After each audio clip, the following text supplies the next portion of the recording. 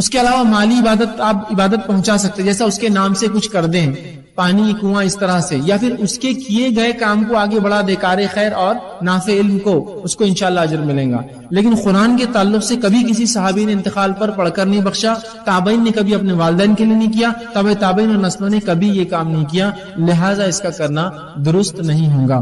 اس سختیوں والے مرحلے سے وہ گزر گیا، اب کیا ہوتا ہے یہ کچھ باتیں آپ کے سامنے بیان کروں گا۔ ٹھیک یہ بتانا کہ سفر آخرت کی ابتدا میں انسان کی مرنے کے بعد کیا ہوتا ہے یہ ممکن نہیں ہے، چونکہ کوئی مردہ اٹھ کر نہیں بتاتا ہے کیا ہوا، لیکن اللہ کی کتاب میں، نبی اکرم صلی اللہ علیہ وسلم کی سنت میں کچھ جو باتیں ملتی ہے، ان باتوں کو میں ترتیب وار آپ کے سامنے رکھ رہا ہوں، چونکہ روایتیں مختلف ہیں، احادیث مختلف ہے، کچھ روایتیں بخاری کی، کوئی مسلم کی، کوئی ابو داؤد کی، کوئی ترمذی کی ہے، لیکن اگر میں الگ الگ حدیثیں رکھوں گا تو شاید عنوان مکمل نہیں کر پاؤں گا، تو میں نے ان سب روایتوں کو ایک تسلسل دے دیا، کڑیاں جوڑنے کی کوشش کی ہے کہ ایسا ایسا ایسا ایسا ایسا ہو سکتا ہے، تاکہ ایک واقعے کی شکل میں، ایک آرڈر کی شکل میں کچھ باتیں آپ کے سامنے آئیں، ورنہ یہ تمام باتیں احادیث سے ثابت ہے اور کچھ قرآنی آیتیں بھی انشاءاللہ اس کے اندر آئیں گی۔ تو آئیے، سفر آخرت کی ابتدا موت سے ہوئی، انٹری ہو گئی موت کے ساتھ، انسان مر گیا، مرنے کے بعد اب کیا ہوتا ہے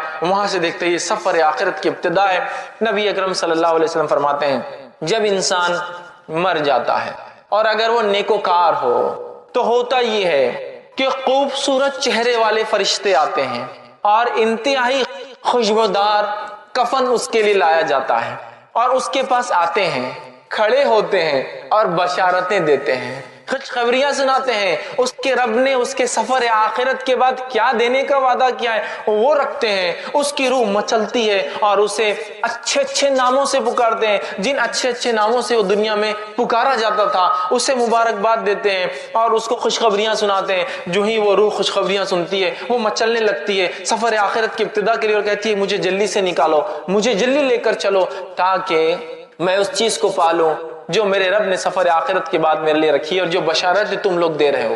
پھر فرشتے اس کو خوشبودار کفن میں جو ہے کفناتے ہیں، اس کے بعد پہلے آسمان کی طرف لے کر چلتے ہیں۔ جب پہلے آسمان کی طرف لے کر چلتے ہیں تو پہلے آسمان کے فرشتوں کو اس روح کی جو نیک تھی، جس کا سفر آخرت شروع ہوا ہے، خوشبو آ جاتی ہے، اور ان کو پہلے سے پتہ چل جاتا ہے جب وہ آتی ہے روح، فرشتے لے کر آتے ہیں تو پہلے آسمان کے فرشتے دروازے کھولتے ہیں، آسمان کے استقبال کرتے ہیں اور کہتے ہیں کہ مبارک ہو تم کو، اللہ نے تمہارے لیے انعامات لکھے رکھے، آؤ اے جو ہے ایسی روح جس نے نیک اعمال کیے، اور اس نیک انسان کی روح کو وہ قبول کرتے ہیں، ایکسپٹ کرتے ہیں، خوش آمدید کہتے ہیں اور اس کو بشارتیں دیتے ہیں، اور وہ روح جو ہے اس آسمان سے لے کر پہلے آسمان تک پہنچی ہے، کھولے گئے دروازے دوسرے آسمان کی طرف جاتی ہے، اور ہر مرحلے میں ہر آسمان میں یہی بشارتیں دی جاتی ہے اور وہ خوش ہوتی ہے، اور 7ویں آسمان تک اس کی روح لے جائی جاتی ہے، 7ویں آسمان تک اس کی روح لے جائی جاتی ہے۔ پھر اللہ تعالیٰ حکم دیتا ہے اسے واپس اسی جگہ ڈال دو، اس لیے کہ میں اسے دوبارہ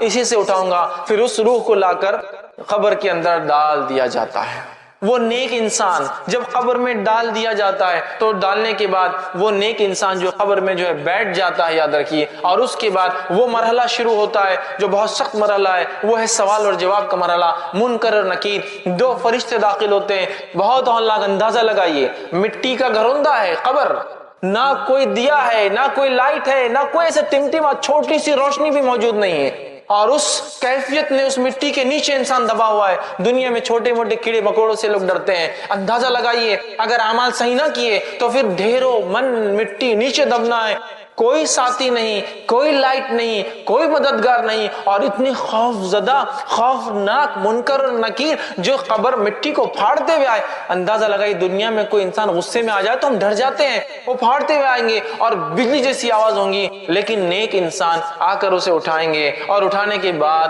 اس سے 3 سوال کریں گے، اور پہلا سوال کیا جائے گا، من ربک، تیرا رب کون ہے؟ نیک انسان اطمینان سے بیٹھیں گا، اور آپ نے فرماتے ہیں کہ سورج غروب ہوتا دکھایا جائے گا۔ یہ سب غائب کی باتیں ہو رہی ہے، قبر کے معاملات سفر آخرت پورا غائب سے متعلق ہے۔ سورج ڈوبتا ہوا دکھایا جائے گا، وہ کہیں گا فرشتوں سوالوں کے جواب میں بعد میں دیتا ہوں، عصر کا وقت جا رہا ہے، سورج ڈوب رہا ہے، میں نماز پڑھ لیتا ہوں. فرشتے بتائیں گے یہ قبر ہے، یہاں نماز کی ضرورت نہیں. تو کہیں ہاں ٹھیک ہے، کنٹینیو کرو، آگے بات کرتے ہیں. چونکہ وہ دنیا میں نیکی کا عادی تھا اور بالخصوص نماز کا عادی تھا، لہٰذا قبر میں بھی جب سورج کو ڈوبتا ہوا دیکھتا ہے تو کہہ رہا ہے کہ عصر کا وقت جا رہا ہے، میں پڑھ لیتا ہوں. تو اندازہ لگائیے نماز کے کتنے فوائد ہیں. بتایا جائے گا نہیں ختم ہو گیا، نماز کا سلسلہ نہیں ہے، اعمال ختم ہو گئے، جو ہو گئے ہو گئے، اب تم لہٰذا بیٹھو اور جواب دو. تو جب پہلا سوال کیا جائے گا وہ کہیں گا میرا رب اللہ ہے. دوسرا سوال ہوگا من نبیو کا، کون ہے تمہارے نبی؟ تو وہ جواب دیں گا میرے نبی محمد صلی اللہ علیہ وسلم ہے. تیسرا سوال ہوگا ما دینو کا، دین کیا ہے تمہارا، کس دین پر تھے دنیا میں؟ وہ کہیں گا میرا دین اسلام تھا. یہ کہنے کے بعد جب ایک نیک انسان اپنے سفر آخرت کے ابتدا میں جو ٹیسٹ اس کا ہوگا، جو اورل اس کا لیا جا رہا ہے، جو وائوا اس کا ہو رہا ہے، اس میں اگر وہ رائٹ آنسرز دیتا ہے ان تینوں کوشچنز کے، تو نتیجہ یہ ہوگا فرشتے سوال و جواب کا سلسلہ ختم کر دیں گے. تینوں جواب اس نے دیا ہے اور ایک کھڑکی کھولی جائیں گی اور جہنم بتائی جائیں گی اور کہا جائے گا یہ وہ چیز ہے جس سے تیرے رب نے تجھے بچا لیا. وہ بندہ شکر ادا کرے گا. اور ایک کھڑکی کھولی جائیں گی اور بتایا جائے گا یہ تیرا مقام ہے جنت میں، یہ تیرا مقام ہے. وہ روح مچل اٹھیں گی اور وہ فرشتوں سے کہیں گا نیک انسان اے فرشتوں مجھے مہلت دے دو، میں جا کے اپنے رشتہ داروں کو بتا دیتا ہوں یہ میرے رب نے نیکیوں کی وجہ سے دیا ہے. فرشتے کہیں گے لوٹنے کا چانس، لوٹنے کا جو ہے کوئی جو ہے اس کے اندر امکان نہیں ہے، لہٰذا تم اطمینان کرو. اور پھر وہ انسان دعا کریں گا اللہ قیامت جلدی قائم کر، چونکہ وہ مقام مجھے چاہیے جو بتایا گیا میرا وہاں. اور وہ کہیں گا قیامت جلدی قائم کر اللہ تاکہ میں اٹھوں اس روز اور سفر آخرت کا جو اینڈ ہوگا اس میں جو ڈیسٹینیشن جو بتایا جا رہا ہے جو مجھے ملنے والا ہے یہ مجھے جلدی سے مل جائے. اور اس کے بعد وہ جنت کی کھڑکی کھلی رہیں گی، اس کی کچھ ہوائیں وہ محسوس کریں گا، ایک بہترین بستر اس کے لیے بچھایا جائے گا. اور فرشتے کہیں گے اے شخص آرام سے اطمینان سے سو جاؤ، تمہارا سفر مطلب اس کا سفر شروع ہو گیا، اطمینان سے تم اس پہ سو جاؤ. اور اسے ایک دلہن کی طرح بستر پہ سلا دیا جائے گا اور اس کے بعد وہ اطمینان سے سو جائیں گا. اللہ کی طرف سے حکم گا اس کا نام علیین میں نیکوکاروں کے رجسٹر کے اندر اندراج کر دیا جائے، لکھ دیا جائے، اس کا رجسٹر میں نام لکھ دیا جائے گا نیکوکاروں کی. آئیے اس کے بالمقابل وہ انسان جو گناہ کرتا تھا، معصیت، جرم، کفر، شرک، نفاق، اس کی زندگی اس میں گزری، اس شخص کی موت کیسی آتی وہ بھی دیکھیے، اس کا سفر آخرت سٹارٹ کیسا ہوتا وہ بھی دیکھتے ہیں ہم. اللہ رب العزت ہم پر رحم کرے اور ہماری حفاظت کرے. بہت سخت سفر ہے، ویسے موت کی ہولناکی کتنی خطرناک تھی، لیکن ایک جو گناہگار انسان ہوتا ہے اس کے پاس فرشتے جب اس کی روح کا وقت آتا ہے پہلے تو کہتا مہلت دی جائے، چھوٹ، ڈھیل دی جائے، کہا جاتا ڈھیل نہیں ہے. اس کے بعد فرشتے جو کہ انتہائی گھٹیا صورتوں میں، بری صورتوں میں آتے ہیں اور انتہائی بدبودار ٹاٹ کا ایک اس کے لیے کفن لاتے ہیں اور لانے کے بعد کہتے ہیں کہ اے مغضوب روح، اللہ کا تجھ پر غضب ہونے والا ہے، تو نے گناہ اور معصیت کے، نکل، تیرا مقام یہ ہے. چونکہ جیسا نیک آدمی کو بشارت دی جاتی ہے اس کو اس کا مقام کے تعلق سے بشارت دی جاتی ہے، نکل تجھے یہاں جانا ہے. اور وہ گناہگار انسان کہتا ہے کہ نہیں میں نہیں نکلوں گا. اس کی روح جسم کے اندر جاتی ہے، جب روح اندر جاتی ہے تو اسی ماحول کی، اسی حالت کی ایک تصویر اللہ نے بیان کی اور کہا وَالنَّازِعَاتِ غَرْقًا، قسماً فرشتوں کی جو روحوں کو جسم میں ڈوب کر غوطے لگا کے کھینچ کر نکالتے ہیں. چونکہ اس کی روح باہر آنا نہیں چاہیں گی، وہ اندر جائیں گی اور یہ فرشتے اندر جا کے روح کو نکالیں گے. اور اسی بات کو اللہ رب العزت نے سورہ انعام سورہ نمبر 6 آیت نمبر 93 میں دیکھیے کیسا بیان کیا. اللہ فرماتا ہے اے نبی کہ اگر تم دیکھتے جب ظالموں کی موت کا وقت قریب آتا ہے، ٹھیک ہے، اور وہ موت کی جھانکنی میں جا کر پھنستے ہیں، سکرات میں ہوتے ہیں، تو فرشتے ان کے پاس جاتے ہیں، ملائکۃ باسطوا ایدیہم، اور اپنے ہاتھوں کو بڑا کر کھینچتے ہیں اس کی روح کو، نکل. چونکہ ایک نہیں کئی فرشتے آتے، یاد رکھیں، نکل، اس کو کھینچتے ہیں. اب تمہیں بتایا جائے گا کیسا عذاب تمہیں ملتا ہے ان باتوں کے لیے جو تم اللہ کے تعلق سے بغیر علم کے بک دیا کرتے تھے. نکلو باہر. اب تو فرشتے ڈوب کر نکالیں گے، فرشتے کھینچ کر نکالیں گے. وہ سفر کے لیے راضی نہیں ہوں گی، وہ روح وہ اندر گھسیں گی. فرشتے جب نکالیں گے، نبی اکرم صلی اللہ علیہ وسلم فرمایا کیسی تکلیف ہوں گی اس شخص کو جس کی روح جو گناہگار ہوگا، جیسے ایک بھیڑ ہو، بھیڑ سمجھتے نا، शीप भेड़ हो, उसकी ऊन कितनी गुत्थियां होती है उसमें, वो अगर गीली हो और उस पर कोई कांटेदार छड़ी ले और उसको घुमाए जिसमें बाल अटक जाए और फिर उसको खींच कर निकाले, उस किस्म की शदीद तकलीफ वो महसूस करता है और उसकी जिल्द जो है जैसा निकलती है, तकलीफ महसूस करता है और तकलीफ महसूस करता है। लेकिन उसे फरिश्ते निकालते बदबूदार निहायती गंदे टाट के अंदर उसे लपेटते हैं। लपेटने के बाद पहले आसमान पे ले जाते हैं। पहले आसमान के फरिश्ते कहते हैं इस मखजूब रूह के लिए आसमान के दरवाजे नहीं खोले जाएंगे, वापस चली जाओ। और इस इंसान को फरिश्ते इंतहाई घटिया घटिया नामों से पुकारेंगे जिससे दुनिया में चिढ़ता था और नफरत करता था। खबर में आने के बाद वही हौलनाकी मुनकर और नकीर जाहिर होंगे जिनकी आवाज बिजली की कड़क जैसी होंगी और आकर सवाल करेंगे उससे और कहेंगे मन रब्बुका, तेरा रब कौन था? काफिर कहेगा हा ला अदरी, मुझे नहीं पता मेरा रब कौन था, मुझे नहीं पता, जवाब नहीं दे पाएगा। दूसरा सवाल होगा मन नबीयुका, नबी कौन थे, तेरा नबी कौन है? काफिर कहेंगे हा ला अदरी, मुझे तो नहीं मालूम कौन मेरे नबी है, जवाब नहीं दे पाएंगे। तीसरा जो सवाल मा दीनू का, तेरा दीन क्या है? काफिर कहेगा हा ला अदरी, मुझे इसका भी जवाब नहीं मालूम। उसके बाद वो जवाब नहीं दे पाएगा कोई चीज का, मतलब तीनों सवालात में वो फेल जाएगा। और उसके बाद फरिश्ते एक खिड़की खोली जाएंगी, जन्नत दिखाई जाएंगी और कहा जाएगा ये वो चीज है जिससे तू महरूम रहा। और एक खिड़की खोली जाएंगी, जहन्नुम में उसका मुकाम बताया जाएगा और कहा जाएगा ये वो मुकाम है जहां तुझे जाना है। और वो शख्स वो उसकी रूह कहेंगी अल्लाह क़यामत तू कभी कायम मत कर, क्योंकि अभी ये तकलीफ है, वो मुकाम कितना सख्त होगा, ठीक है, क़यामत कायम ना कर। और एक आंख का बिस्तर उसके लिए लाया जाएगा, आंख का लिबास, फायर का उसके लिए एक बिस्तर, आंख का लिबास लाया जाएगा और वो लिबास उसको पहना दिया जाएगा। उसे अब आंख के बिस्तर पे सोना है, आंख का लिबास पहनना है। जब उसे लिटाया जाएगा एक इंतहाई बदसूरत किस्म का इंसान उसकी खबर में आएगा। वो कहेगा तुम कौन हो? वो कहेगा मैं तेरे आमाल हूँ जो तू दुनिया में किया करता था, अल्लाह की तरफ से हुक्म, इसका नाम सिज्जीन में, इसका नाम रजिस्टर में इंदराज कर लो, रजिस्टर में लिख लो। सिज्जीन में उन लोगों के रजिस्टर में जो गुनाहगारों का रजिस्टर है, जो कैद खाना है, जो जेल है, उसमें इसका नाम लिख दो, उसका नाम रजिस्टर कर लिया जाएगा उस मामले में। और वो क़यामत तक तकलीफ के अंदर लेटने वाला है। इन मरहलों पे थोड़ा गौर कीजिए,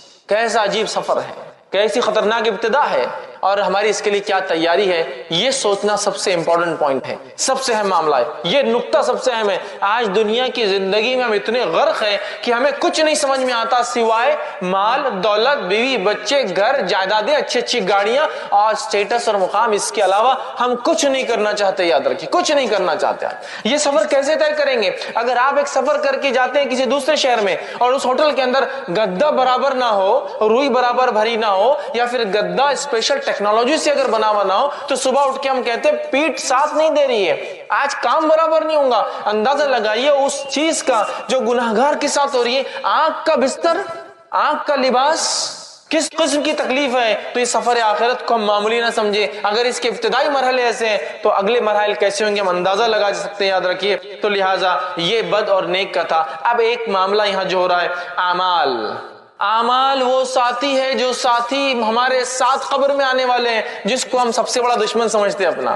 नबी अकरम सल्लल्लाहु अलैहि वसल्लम फरमाते हैं तीन दोस्त है एक इंसान के, एक वो साथी, वो दोस्त, वो फ्रेंड है जो इंसान के मरते ही उसका साथ छोड़ देता है, रिलेशनशिप तोड़ देता है। सेकंड वो दोस्त, वो फ्रेंड है जो मरने के बाद कब्रिस्तान तक आता है। और तीसरा वो फ्रेंड और दोस्त है जो खबर में साथ आता है। पहला दोस्त माल और दौलत है, इंसान मरा और इंसान के मरने के साथ जायदाद, जमीन, दौलत, गाड़ियां, बंगले, घोड़ा, सब वहीं रह गया, सब रह गया। पहला दोस्त तो साथ छोड़ देता है। अगला मरहला, नेक्स्ट फ्रेंड को देखते हैं। दूसरा दोस्त आप सल्लल्लाहु अलैहि वसल्लम फरमाते वो है जो कब्रिस्तान तक साथ आता है। ये कौन है मालूम? ये दोस्त, रिश्तेदार, साथी, वो लोग जो गम मनाते, जो रोते हैं आपके ऊपर, जो आपकी जाने जिनको तकलीफ हुई है, वो है। लेकिन वो भी कब्र तक आते हैं और कब्र में आने के बाद क्या होता है, वहां आते, दफनाते और चले जाते हैं, है ना। तो माल, दूसरा दोस्त, रिश्तेदार, लेकिन वो भी कुछ साथ नहीं थे। तीसरा फरमाते दोस्त इंसान का आमाल है जो खबर में साथ आ रहे हैं। आगे हदीस के अंदर बात, खबर में आने वाले अच्छे बुरे आमाल। लेकिन कितनी अफसोस की बात है, तीन दोस्तों में से मेरा सबसे पक्का दोस्त कौन है अब तय कर ले। और دیکھا یہ جا رہا ہے کہ آج کل ہم لوگوں کا سب سے پکا دوست تیسرا نہیں ہے وہ اعمال، پہلا سب سے پکا دوست مال ہے بھائی، مال۔ اس کے وجہ سے رشتہ داریاں توڑ دی جاتی ہے، اس کو کمانے کے لیے حلال اور حرام کی تمیز چھوڑ دی جاتی ہے، اس کو کمانے کے لیے سب کچھ کیا جا رہا ہے، اس کو کمانے کے لیے حاصل کرنے کے لیے غبن تکلیف، ٹھیک ہے، اس کے بعد لوگوں کے حق مارے جا رہے ہیں۔ اسی کے لیے تو دنیا میں سب کچھ ہو رہا ہے، یاد رکھیے۔ اور یہ سب سے پکا دوست ہے، اسی کی وجہ سے تو ہم نے سنتوں کو ترک کیا، اسی کی وجہ سے تو فرائض کو ہم نے چھوڑا۔ ارے بھائی ظہر کے ٹائم پہ نماز کو چل جائیں گے تو کام کم ہوگا، سیلری کم ہو جائیں گی، لہٰذا 1 گھنٹہ بڑھ جائیں گا نا، اسی کے لیے تو ہم نے نماز فرائض چھوڑے، اسی کے لیے تو جو رشتوں کو جوڑنے کا حکم ہے وہ توڑے کہ رشتے باقی رکھیں گے تو آ جائیں گے کل کو غریب رشتے دار، بولیں گے یہ دو یہ دو یہ دو، کہاں سے لاؤں گا، توڑو رشتے داریاں، چونکہ مال مانگ لیں گے یہ۔ تو اسی کے لیے تو سب کچھ کیا، اسی کے لیے احکامات چھوڑے اسلام کے، اسی کے لیے فرائض چھوڑے، اسی کے لیے رشتہ داریاں توڑی، اسی کے لیے بغیر حلال و حرام کی تمیز کے، اور میں نے حرام کمایا، رشوت خوری کی، غبن کیا، چوری کی، جو کچھ ہو سکتا ہے کیا، مال حاصل کیا، اور یہ ایسا بے وفا ساتھی ہے فرسٹ سٹیج میں چھوڑ دیتا ہے، انسان مر کے چلا جاتا ہے، جھگڑا جائیداد کا چلتے رہتا ہے۔ اس کو سب سے پکا ساتھی بنا لیا ہم نے، جبکہ سب سے کچا ہے یہ، سب سے زیادہ بے وفا دوست ہے یہ۔ دوسرا دوست رشتہ دار، کہاں تک آتے ہیں یہ بھی، قبر تک۔ یہ وہی رشتہ دار ہے نا جن کے لیے آپ نے شریعت کو بالائے طاق رکھا، بھائی شادی ایسی کرو، ایسی شادی تھوڑی ہوتی سماج میں، بڑے کیا کہیں گے ہمارے۔ یہ وہی رشتہ دار ہے نا جن کی وجہ سے سنتوں کو چھوڑا، یہ وہی رشتہ دار ہے نا جن کی وجہ سے ہم نے دین اور اسلام کو چھوڑا۔ ارے بھائی پورے خاندان میں کوئی عمل نہیں کرتا، میں کیسے کروں گا؟ نام دکھانا ہے سماج میں، آگے بڑھنا ہے، بچوں کی شادیاں وغیرہ ہونا ہے، لہٰذا میں یہ قرآن حدیث اور سنت کی بات نہیں کر سکتا یہاں۔ تو یہ رشتہ دار جن کے لیے آپ نے اسلام کو چھوڑا، یہ رشتہ دار ہے جس کے لیے آپ نے سب کچھ کیا، اسلام اور شریعت کو بالائے طاق رکھا، سنتوں کی اہمیت کو ہم نے وہ کیا۔ میرا بیٹا ہے اس کے لیے کیسا ہوں گا، یہ کر لیا، میری بیٹی ہے، رشتہ داروں کے لیے یہ اتنے بے وفا ہے، بس قبرستان تک آئیں گے، 2 آنسو بہائیں گے، بیوی ہو تو 4 مہینے 10 دن غم کریں گے، اس کے بعد سب کچھ دنیا کا چلنے لگے گا۔ کوئی ساتھ نہیں آ رہا مال، کوئی ساتھ نہیں آ رہا خبر میں ایک بھی رشتہ دار جس کے لیے یہ 2 فرینڈز کے لیے سب کچھ کیا، یہ سب سے بے وفا ہے۔ تیسرا جو دوست ہے جس سے سب سے کم اور ہلکی دوستی اور فرینڈشپ ہے میری اور آپ کی آج، وہ ہے اعمال۔ یہ زندگی میں بھی ساتھ ہے، یہ قبر میں بھی ساتھ ہے، یہ مقام محشر میں ترازو میں بھی تولا جائیں گا، اور انشاءاللہ اللہ کے فضل اور رحم کے بعد یہ وجہ بنے گا جنت میں جانے کی۔ اعمال، اعمال، لیکن اعمال بعد میں، پہلے مال پھر رشتہ دار کیا بولیں گے، یہی معاملہ ہے نا۔ دیکھیے کوئی کام کرنا ہے، نہیں بھائی اس سے پہلے تو دیکھ لو بزنس پہ کیا فرق آتا، دوسرا رشتہ دار کیا بولیں گے، ارے نہیں تو سنت ہے، رشتہ دار کیا بولیں گے، بھائی سماج میں رہنا ہے نا۔ اس کے بعد اعمال کا سوچا جائے گا۔ تو یہ دوست، یہ اعمال جس کو ہم نے سب سے کمزور دوست بنا لیا، اس سے وہ مضبوط دوستی اور رشتہ نہیں رکھا، یہی وہ عمل ہے جو ہر جگہ آنے والا ہے، خبر میں بھی آئیں گا، خبر میں بھی آئیں گا۔ ایک تو مسئلہ حل ہوا۔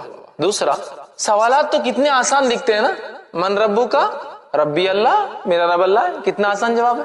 من نبیو کا، میرا نبی کون ہے، کتنا آسان جواب، کس کو نہیں پتا کہ نبی محمد صلی اللہ علیہ وسلم ہے ہمارے، آسان۔ ما دینوں کا، دین کیا تھا تیرا، کتنا آسان ہے دین اسلام، 3 سوال اور 3 الفاظ میں جواب ہے اس کے، اللہ، محمد صلی اللہ علیہ وسلم اور اسلام، میں تو یوں ہی دے دوں گا۔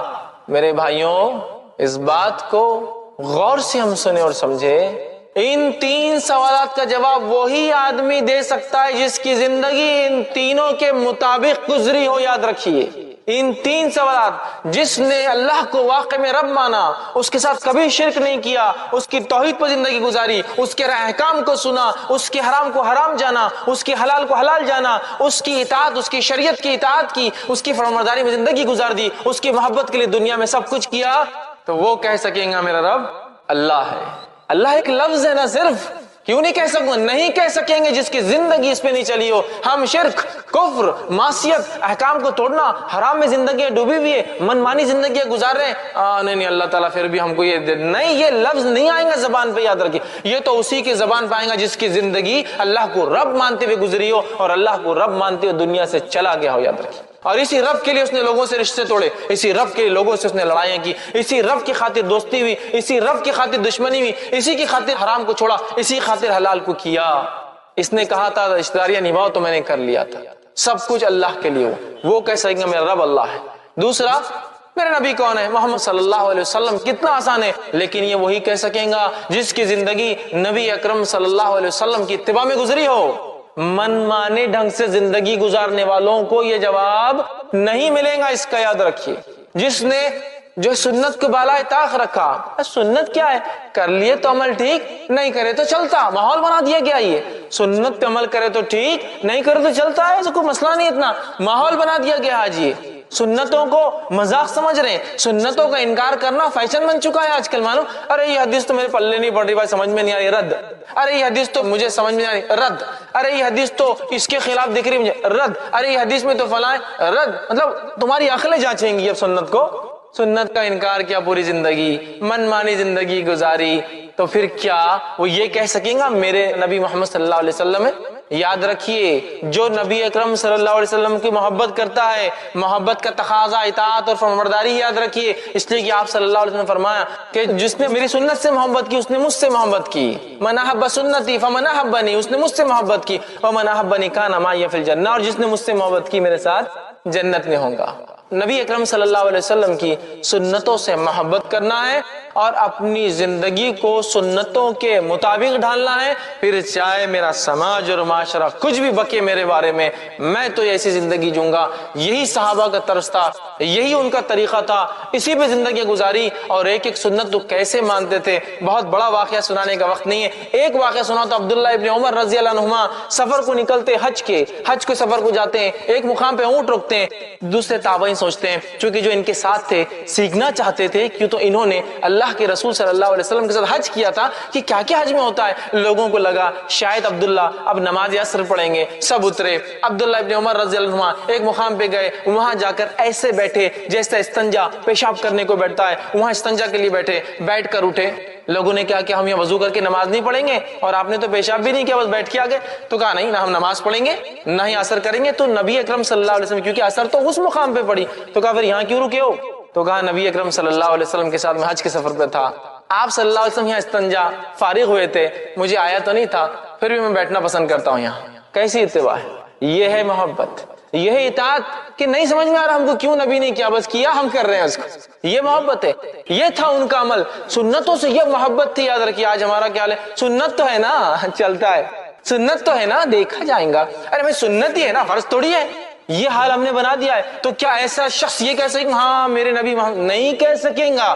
یہ وہی کہیں گا جس کی زندگی عین سنت پر گزری ہو، یا کم از کم گزار نہ سکا ہو تو تڑپ رکھتا تھا شدید کہ اللہ موقع ملے تو میں گزاروں. چونکہ دنیا کے ایسے کئی علاقے ہیں جہاں سنت عمل کرنا مشکل ہی نہیں، ناممکن ہوتا ہے. تڑپ رکھا تھا اس کم از کم. تیسرا سوال کتنا آسان، ما دینوں کا، تیرا دین کیا ہے؟ میرا دین اسلام ہے. کس کو نہیں پتا؟ کس کو نہیں پتا؟ مجمع میں سے سب کو پتا ہے. لیکن یہ جواب اسی کے منہ سے نکلے گا جس کی زندگی اسلام کے مطابق تھی، جس کا پیدا ہونا اسلام کے مطابق تھا، جس کی شادی اسلام کے مطابق تھی، جس کا مرنا اسلام کے مطابق تھا، جس کا اٹھنا اور بیٹھنا اور کھانا اور پینا سارے اعمال اسلام کے مطابق تھے، جس کی شرم حیا لباس سارا اسلام کے مطابق تھا. یہاں تو پوری زندگی منمانی. شادی اپنے ڈھنگ سے، میت اپنے ڈھنگ سے، پیدائشی اپنے ڈھنگ سے منمانی کرتے ہیں. اسلام تو تب آتا ہے جب جھگڑے کی بات آتی ہے نا. اسلام تو تب آتا ہے جب طلاق کی بات آتی ہے. شادی تو منمانے ڈھنگ سے ہوتی ہے، طلاق سنت کے مطابق ہوتی ہے. حالت تو یہ ہے، حالت تو یہ ہے. پھر ہم بول رہے ہاں نہیں ہم تو آسانی جواب دے دیں گے اسلام ہمارا دین تھا. نہیں، یہ الفاظ نہیں آئیں گا میرے بھائی. جس کی زندگی ان تین چیزوں پہ تھی، جو واقعی میں اللہ کو رب مانتا تھا، شرک نہیں کیا اس کے ساتھ، جو واقعی محمد صلی اللہ علیہ وسلم کو یہ اپنے لائق اتباع مانتا تھا اور آپ کے طریقے پہ زندگی گزاری، اور جس نے واقعی میں اسلام کو اپنا دین سمجھا اور اس کے مطابق اس کے زندگی کا ہر شعبہ تھا. یاد رکھیے کم از کم نہ کر سکا تو تڑپ رکھتا تھا. وہی جواب دے پائیں گا. کیا جواب دے پائیں گا؟ میرا دین اسلام ہے. تین سوال آسان دکھتے ہیں، جواب ہر آدمی نہیں دے پائیں گا جب تک کہ اس کی زندگی اس پہ نہ ہو. آگے بڑھتے ہیں. صحابہ نے کہا اللہ کے رسول، سفر آخر جاری ہے، کہ اللہ کے رسول یہ جو آپ کہہ رہے ہیں یہ فرشتے آ جائیں گے منکر نکیر، کیا ہولناک سچویشن ہوگی، خطرناک سچویشن ہوگی کہ ایک انسان خبر میں اکیلا اور اتنے خطرناک بجلی سے زیادہ تیز کڑکنے والی آواز والے، بڑی بڑی آنکھوں والے، اتنے بڑے دانت والے دو فرشتے آ کے سوال کریں گے، کیسے ہم جواب دے پائیں گے؟ صحابہ کے دیکھیں صحابہ نے کیا سوال کیا. سوال دہراتا ہوں. صحابہ نے پوچھا اللہ کے رسول صلی اللہ علیہ وسلم آدمی کے سر پر اگر فرشتہ گز لے کر کھڑا ہو تو اس کا مطلب فرشتہ گز بھی لے کر آئیں. گز سمجھتے نا, لوہے کی راڈ, سلاخ. تو وہ فرما رہے اللہ کے رسول وہ اگر گز لے کر کھڑا رہیں گا سر پر تو ہم تو مٹی کے بت بن جائیں گے. منہ سے جواب بھی کیسا نکلیں گا اس خطرناک فرشتے کے سامنے, ہے نا. تو اللہ کے رسول صلی اللہ علیہ وسلم فرماتے ہیں کلمہ توحید لا الہ الا اللہ کی برکت سے تم جو ہے خبر کے سوالات کے جوابات بھی دوں گے, دنیا بھی تمہاری اور آخرت میں بھی اللہ تمہیں ثابت قدم رکھیں گا. اور پھر اللہ کے رسول صلی اللہ علیہ وسلم نے یہ آیت تلاوت کی جو سورہ ابراہیم سورہ نمبر 14 آیت نمبر 27 1427 ہے.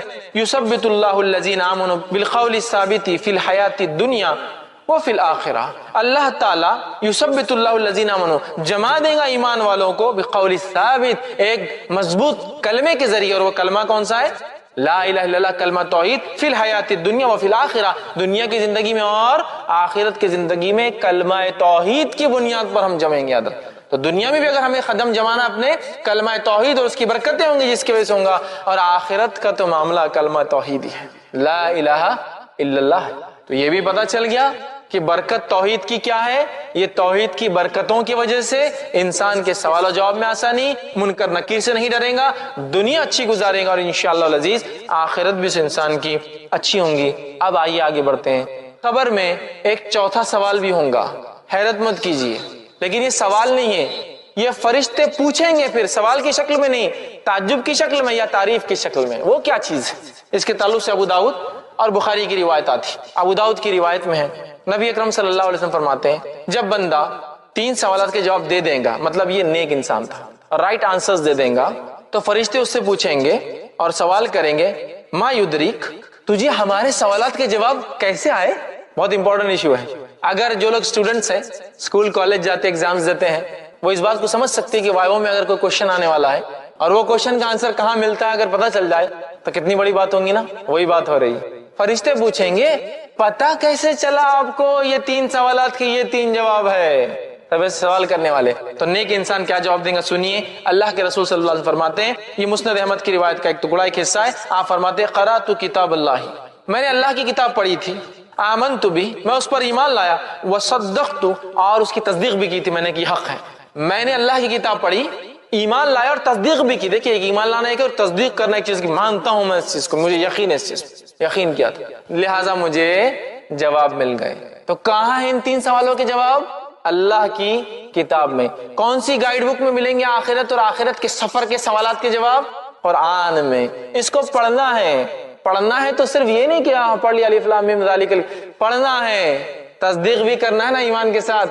اس کتاب میں کوئی شک نہیں.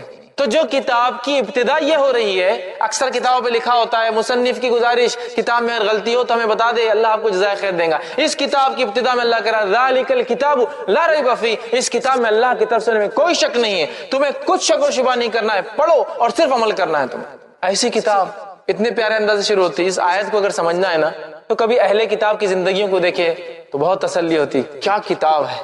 اہل کتاب صرف یہی طے کرتے پریشان ہے, یہ کتاب کا حصہ ہے یا یہ کتاب کا حصہ نہیں ہے, یہ کتاب کا حصہ ہے یا یہ کتاب کا حصہ نہیں ہے. ایک زمانے میں یہ کتاب تھی, اگلے زمانے میں رد ہو گئی, ایک زمانے میں یہ تھی, اگلے زمانے میں بولتے یہ موضوع تھی. یہ حالت ہے. الحمدللہ اس کتاب کو صرف آپ کھول رہے ہیں اور اس میں لکھا ہوا ہے اس کتاب میں کوئی شک نہیں. لیکن جس چیز میں جب شک نہیں ہوتا ہے تو اس کا کیا معنی ہوتا ہے معلوم آپ کو؟ اس کا معنی ہوتا ہے پھر اسے عمل کرنا بھی لازم ہے. حکومت نے قانون پاس کیا, قانون اگر حکومت کی طرف سے کوئی شک نہیں ہے تو عمل کرنا لازم ہے. ذالک الکتاب لا, قرآن پڑھنا ہے اس کو. دیکھیے شروعاتی ہو رہا تو اتنی بہترین بات سے, تو آگے کیا کیا ہوں گے اسباق پتہ نہیں ہے نا. مطلب پڑھتے جائیں گے خزانے پہ خزانے. تو کہا میں نے قرآن پڑھا تھا. کوشچنز 3 آنسر گائیڈ بک بتا دی گئی کیا ہے. اب دوسرا آدمی جو جواب نہیں دے پائیں گا, فرشتے پوچھیں گے کیوں جواب نہیں دے پایا, اور کوئی اچھی بات تو نہیں کریں گے اس سے, کیوں جواب نہیں دے پائے؟ تو وہ کہیں گا لا دریتا ولا تلیتا, مطلب کیوں جواب نہیں دے پائے؟ تو وہ کہیں گا نہ میں نے قرآن پڑھا نہ سمجھا. تو فرشتے کہیں گے تو نے نہ جانا نہ تو نے پڑھا. اور ایک فرشتہ, ایک روایت کے مطابق گز لیا ہوا فرشتہ, اور ایک روایت کے مطابق جو صحیح بخاری کی ہے 2 ہتھوڑے لیا ہوا فرشتہ ہوگا. ہتھوڑے, ٹھیک ہے, گز نہیں, ہتھوڑے سمجھتے نا آپ, ہتھوڑا جو ہوتا ہے پتھر توڑنے میں جو استعمال, وہ 2 ہتھوڑے لیں گا, اور جب پوچھیں گا تو نے نہ پڑھا نہ سمجھا, دونوں ہتھوڑوں کو لے کے اس زور سے دونوں کنپٹیوں پہ ماریں گا. تو روایت کے اندر تھا وہ ایسا چیخیں گا، وہ مردہ اتنے زور سے چلائیں گا کہ زمین و آسمان کی ہر مخلوق سنیں گی اس کی آواز سوائے جن اور انس کو چھوڑ کر، اور اس کا سر ذرات میں تبدیل ہو جائے گا، اور یہی عذاب اس کو قیامت تک دوبارہ اٹھنے تک ملنے والا ہے۔ آنکھ کا بستر، آنکھ کا لباس، ہتھوڑوں کا عذاب۔ ایک روایت میں گز کے ہے، گز، وہ گز لے کے کھڑا ہوں گا، اور گز لے کے کھڑا ہوں گا اور اس زور سے ماریں گا، اور یہ گز والے فرشتے اور ہتھوڑے والے فرشتوں کی دونوں کی خصوصیت یہ، دونوں اندھے اور بہرے ہیں، سنتے بھی نہیں ہیں، دیکھتے بھی نہیں ہیں، چاند ذرہ برابر بھی نہیں ہے کہ کچھ وہ کر سکے، نہ سنتے ہیں نہ دیکھتے ہیں کیا ہو رہا ہے، لیکن مارتے ہیں۔ اگر دونوں روایتوں کو ملا لیا جائے تو معنی یہ ہوا، ایک فرشتہ کن پٹیوں پہ مارتا ہے ہتھوڑے سے، اور ایک فرشتہ پیچھے سے کھڑے ہو کر سر پہ مارتا ہے گز، دونوں روایتوں کو ملاتی ماں۔ تو اس گز کے تعلق سے آپ نے فرمایا جب وہ گز اٹھاتا ہے اور مارتا ہے اس کے سر پر، چونکہ سفر آخرت کی تیاری نہیں کر کے آیا تھا، تو وہ گز جب سر پہ پڑتا ہے تو اس کا سر ذرات میں تبدیل ہو جاتا ہے۔ اور آپ صلی اللہ علیہ وسلم نے فرمایا کیا تم جانتے ہو یہ گز کے بارے میں کیسی گز ہے وہ جو لوہے کی سلاخ ہے؟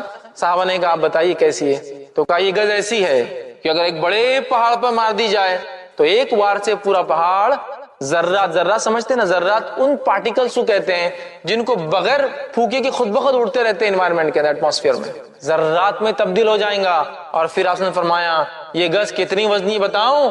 اتنی وزنی ہے کہ سارے انس آدم علیہ السلام سے لے کر آخری بچہ جو پیدا ہوں گا، اور سارے جن ابلیس سے لے کر آخری جو جن ہوں گا، سب بھی اگر جمع ہو جائے اور اس گز کو ہلانا چاہے تو ہلا بھی نہیں سکتے ہیں، اتنا ویٹ ہوگا اس ایک گز کا۔ تو کن پٹی پہ ہتھوڑے، سر پہ گز